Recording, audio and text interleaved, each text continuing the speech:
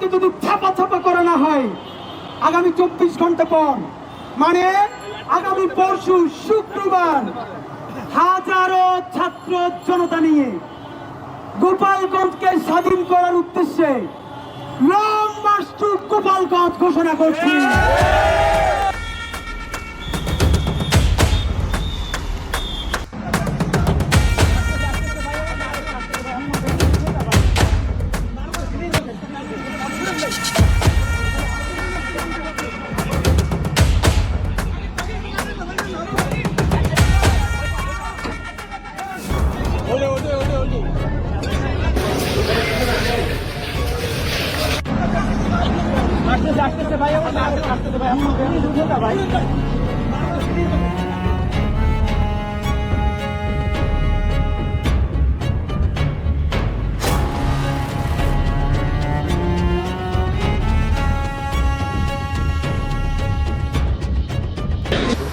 যে মুজিববাদী সন্ত্রাসীরা নিষিদ্ধ ঘোষিত সংগঠন ছাত্রলীগ এবং আওয়ামী লীগ এবং তার অঙ্গ সংগঠনের সন্ত্রাসীরা আমাদের গোপালগঞ্জের কর্মসূচিতে হামলা করেছে।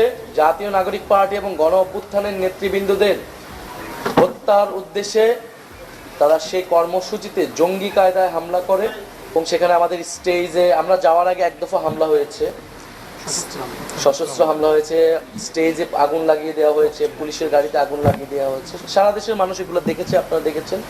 ফলে এটা নতুন কিছু নয়। আওয়ামী লীগের যে চরিত্র, ফ্যাসিস্ট বাহিনীর যে চরিত্র মুজিববাদী সন্ত্রাসীদের, সেই চরিত্র উন্মোচন করেছে।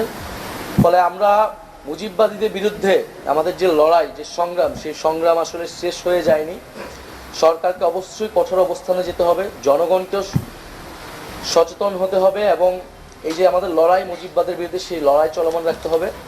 আমরা আজকের এই প্রেস ব্রিফিং থেকে দাবি জানাচ্ছি যে পুরো ঘটনার সুষ্ঠু তদন্ত করতে হবে।